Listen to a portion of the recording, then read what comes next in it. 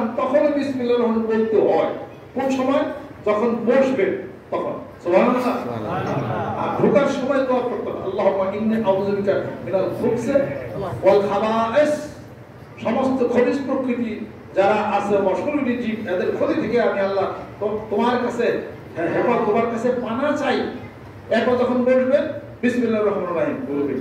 আচ্ছা, বসলেন বিসমিল্লাহির রহমান বলে, এখন যদি আপনার অঙ্কোলজির সমস্যা থাকে, প্রস্রাব অনেকের ক্লিয়ার হয় না, তাই না?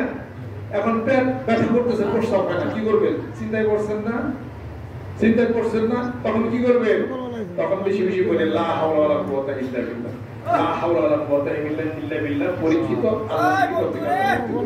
লা ইলাহা ইল্লা আনতা সুবহানাকা ইন্নী কুনতু মিনাজ জালিমিন, ইন্না লিল্লাহি ওয়া ইন্না ইলাইহি রাজিউন। আল্লাহ পাক রহমত করবে, প্রস্রাব হয়ে যাবে।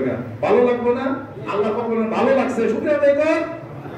গুফরানাকা আলহামদুলিল্লাহি আযহাবা আনিল আযা ওয়া ফানি, তোমার কাছে ক্ষমা চাই, হে আল্লাহ, হে পরম সত্তা, তুমি আমাকে এই শাস্তি থেকে নিষ্কৃতি দিয়েছো এবং আমাকে একটু আরাম দিছো। সুবহানাল্লাহ।